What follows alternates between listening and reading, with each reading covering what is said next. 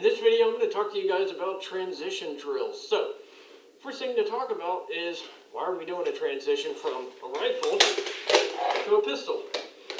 Well, either just like a reload, either because we have to, we got a stoppage or we're out of ammunition, we don't know, we don't care, we just have a threat and we need to keep those bullets going. We have to or we want to. We're going into an area where even this is too big, and this would be more preferable. Close range, a lot easier to maneuver, less likely to get it grabbed, better control, whatever. Maybe you're handling somebody, a lot easier to maneuver and deal with while you're doing something with this hand, whatever the reason is.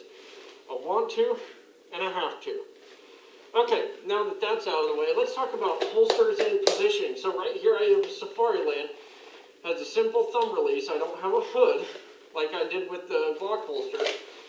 Simple thumb release. I just pull back with my thumb and it releases the pistol. Now level 3 would also have a hood where you push down and you push forward to send that lid forward, and then you use this thumb release. So you push forward and pull back as you're pulling up. And that's how you release like a level 3. You gotta practice at it. Even with this, you gotta practice it. I can't tell you how many times I've done this to no avail.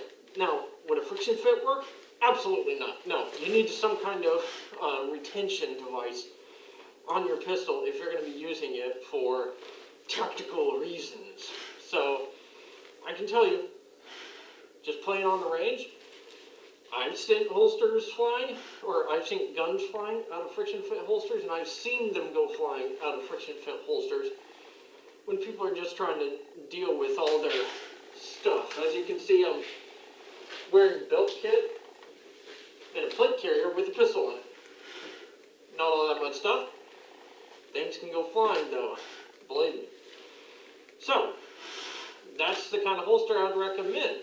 Something with retention, level 2, level 3, whatever. Something that requires you to deactivate it like a Serpo or whatever. Doesn't matter. Now, positioning. I have it on my plate carrier canted, and it has a MOLLE attachment, which I've also zip tied down to keep it nice and secure so it's not all wobbly or anything. So it's in an area that is very ergonomic to grab and easy to get to. So if you're using like a drop leg section or a drop leg holster, I recommend the way to position it. Relax your arms at their sides. The pistol grip should rest no lower than where your wrist meets your hand. So you should be able to do this on your pistol. It should be no lower on the drop leg holster than that. These people that have to like bend down and find their gun, that's ridiculous. It shouldn't happen. So don't do it.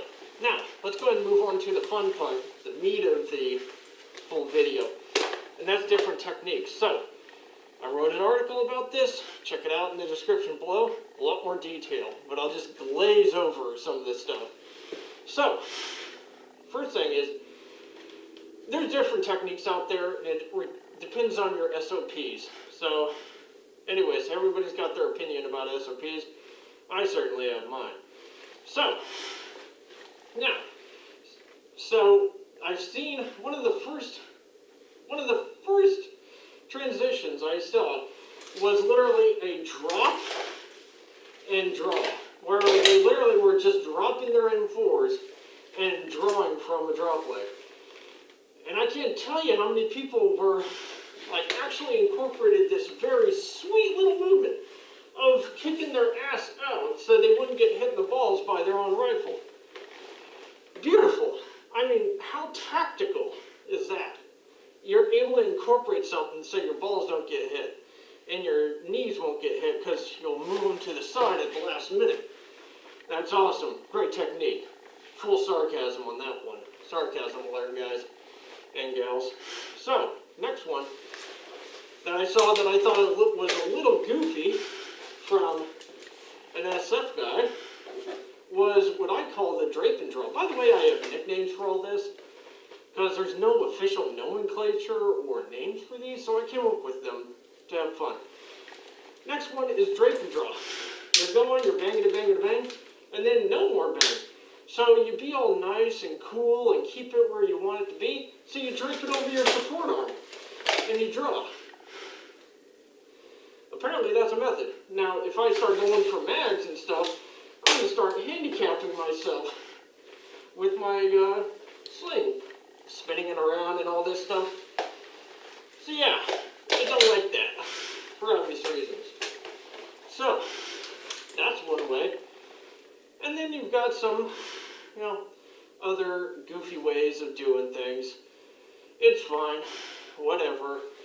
Now, there's ways to do transitions without a sling, where you like lay it on the ground or you carry it with you and, whatever. But I'll talk about my technique and why I do what I do. It's not, genius or anything. It's just working with my system so it can still be out of the way if I need to reload my pistol. Or if I want to reload my pistol. Wants versus needs, right? I want to be able to do both. So, go bang, bang, bang. All I do, I don't care what the reason is for the stoppage, I'm not going to check. All I know is this thing ain't working no more, but I still have a threat. So this thing's got to get out of the way. And that's it. I toss it to the side while I'm going for my pistol wall. That's the hope anyways. So, bang, bang, bang. There we go. Don't care about all the clatter, I just want that thing out of the way. It's not going to really hurt any of the mags in here. This thing's not going to be hurt by hitting the mags or anything. I've got my built kit on the side, so it's not really going to hurt me. It doesn't really come back and hurt me at all. So, it works for me. It does cover up my dump pouch, so I'm not going to be really retaining my mags. But if I'm reloading a pistol because I need to, there's a lot more problems than we can cover in this video. Now, I transition to my pistol, and I've taken care of the threat. At this point, once you've taken care of the threat, if you feel okay to do it, and you want to top off your magazine, now would be the time to do it. I'm not really the top off kind of person unless I know that I've gone through like more than 2/3 of my mag or whatever. Depends on the situation. But once you get done with all that top off, all the tactical stuff, go for your rifle. Don't look for it. You should be able to feel for it. And get to its center of balance, bring it up to your eyes. Now, you're facing towards the threat right now. You're facing the threat, you're pointing at the threat, or wherever area the threat might come from, you're pointing. Bring your rifle up to your line of sight and look down. Briefly look down. Just give it a glance and get a diagnosis. And, okay, well, I've got a type 1 malfunction. Bolt's closed. Everything seems fine, so it's probably just a failure to fire on one round. Okay, roger that. So, it's safe here to take care of this now. So I'll holster, and then I'll take care of this. Okay, I've got no ammo. So it was a type 1.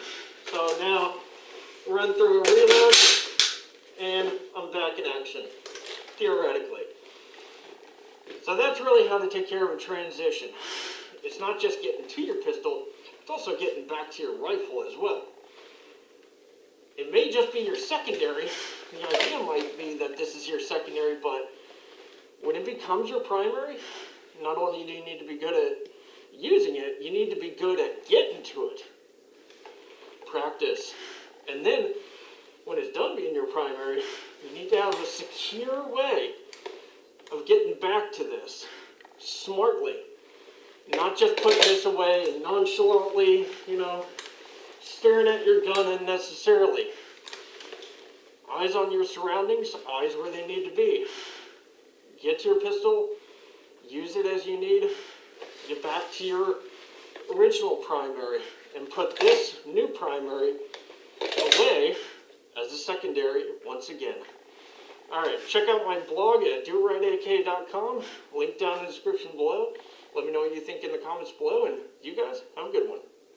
In this video, I'm going to talk to you guys about transition drills. This should be fun. So,